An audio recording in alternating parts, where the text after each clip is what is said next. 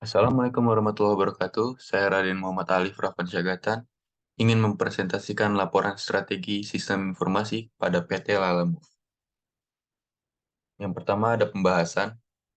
Apa yang saja yang ingin saya bahas yaitu satu, profil perusahaan, kedua, strategi bisnis, ketiga, analisis SWOT, empat, analisis Five Force Model, dan lima, analisis Balance Scorecard. Yang pertama, ada profil perusahaan. Lalamove adalah sebuah perusahaan teknologi yang berbasis di Asia yang menyediakan jasa pengiriman dengan menghubungkan para pengguna dengan supir pengiriman melalui aplikasi web dan peranti bergerak. Perusahaan tersebut beroperasi di kota-kota belahan Asia dan Amerika Latin, yang menghubungkan lebih dari 7 juta pengguna dengan lebih dari 700.000 supir pengiriman. Layanan Lalamove kini tersedia di Hong Kong, Taipei, Singapura, Kuala Lumpur, Manila, Cebu, Bangkok, Pattaya, Ho Chi Minh City, Hanoi, Jakarta, Pune, Delhi, Chennai, dan lain-lain. Lalamove menawarkan cakupan logistik dan pengiriman yang paling komprehensif di Asia. Pada Juli 2017, Lalamove telah mencapai tonggak penting dalam menyediakan layanan pengiriman di 100 kota. Lalamove saat ini melayani lebih dari 15 juta pengguna serta didukung oleh lebih dari 2 juta pengemudi dan terus berkembang di pesat di seluruh Cina maupun Asia Tenggara. Xing Chou, pendiri dari CEO Lalamove, mengatakan pihaknya akan berekspansi ke kota-kota di mana Lalamove merasa dapat memberikan layanan pengiriman yang paling mudah dan cepat di industri ini. Lalamove adalah perusahaan on-demand logistik di Asia yang mencocokkan driver dengan pelanggan maupun bisnis UKM untuk memenuhi kebutuhan pengiriman hari yang sama. Yang kedua, visi, misi, dan tujuan perusahaan. Visinya yaitu Lalamove untuk menghadirkan layanan pengiriman terjangkau dan lebih cepat kepada masyarakat Indonesia.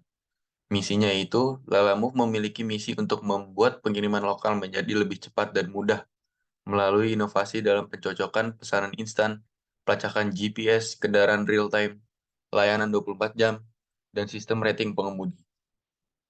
Yang terakhir adalah tujuan.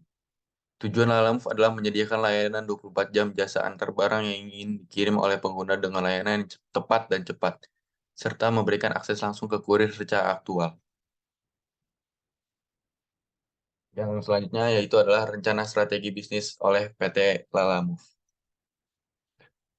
Satu, promosi. Promosi adalah kegiatan mengkomunikasikan informasi dari penjual kepada konsumen atau pihak lain dalam saluran penjualan untuk mempengaruhi sikap dan perilaku.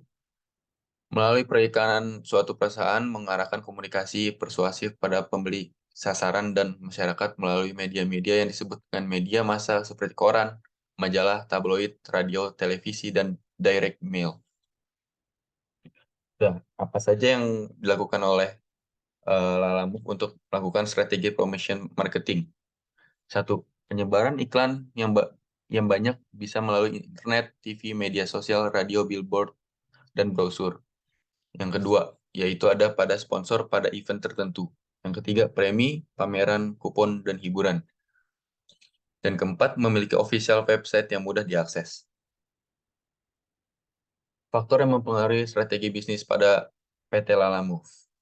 Seiring berjalannya waktu, teknologi semakin maju dan berkembang dengan pesat dan menjadikan kita berada di era reformasi digital 4.0, menjadikan teknologi hidup berdampingan dengan manusia. Oleh karena itu, Lalamove menyediakan jasa layanan pengiriman barang yang memungkinkan pengirim hanya perlu diam di rumah saja, serta menggunakan aplikasi Lalamove untuk menyuruh kurir untuk menjemput barang yang ingin dikirimkan tanpa perlu keluar rumah. Selanjutnya ada peran SITI, yaitu dengan menyediakan layanan jasa antar barang dan memudahkan pengirim untuk melacak serta memantau barang kirimannya melalui link yang tertera di website, atau bisa juga melalui aplikasi yang bisa diunduh di smartphone. Selanjutnya, pokoknya yaitu analisis. Yang pertama SWOT. SWOT yaitu Strength, Weakness, Opportunity, dan Threat. Dimulai dari Strength, ada keunggulan biaya atau harga, kehadiran global, efisiensi operasional. Dari Weakness yaitu dari kurir, server maintenance, kualitas persepsi rendah. Opportunity, menguntungkan dalam krisis ekonomi, bisa bersaing di layanan jasa pengirim, promo yang menarik, trade, yaitu persaingan ketat dan pendatang baru. TOWS. TOWS Matrix yaitu ada dari pertama strength-nya, keunggulan seperti tadi, keunggulan biaya atau harga, kehadiran global, efisiensi operasional, weakness-nya kurir, server maintenance, kualitas persepsi rendah, opportunity-nya yaitu menguntungkan dalam krisis ekonomi, bisa bersaing di layanan jasa pengiriman, promo yang menarik, SO-nya yaitu meningkatkan jasa dengan harga yang murah tetapi dengan waktu yang tepat. 2. Meningkatkan SDM yang bagus guna kepuasan pelanggan. 3. Meningkatkan efisiensi operasional pada saat krisis ekonomi. Yang selanjutnya adalah W dan O. Meningkatkan kualitas jasa pengiriman menghadirkan promo yang menarik. Treats, persaingan ketat, dan juga pendatang baru. Selanjutnya adalah S dan T. Memberikan biaya atau harga yang lebih wajar. Memberikan promo, diskon setiap pengiriman ke daerah tertentu. W dan T-nya yaitu menjalin kerjasama dengan perusahaan lain ya, dan meningkatkan kualitas produk. Yang selanjutnya adalah analisis Five Force Model. 1. Ancaman pendatang baru. Sulit untuk memulai bisnis di mana telah ada perusahaan yang telah beroperasi dengan berbagai strategi biaya. Tetapi jika bisa menemukan alternatif produk dan berinovasi mungkin saja bisa masuk dan bertahan di industri tersebut.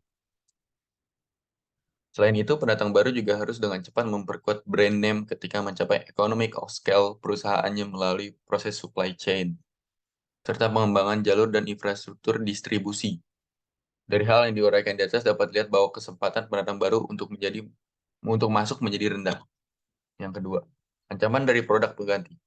Ancaman produk pengganti di dalam industri sendiri apabila dilihat dari layanannya yang ditawarkan mungkin bisa dibilang tinggi karena meskipun dengan segudang layanan yang ditawarkan oleh Lalamove, tetapi tetaplah masih asing di telinga orang-orang apabila mendengar Lalamove karena banyak orang yang masih awam untuk mengenal Lalamove tersebut.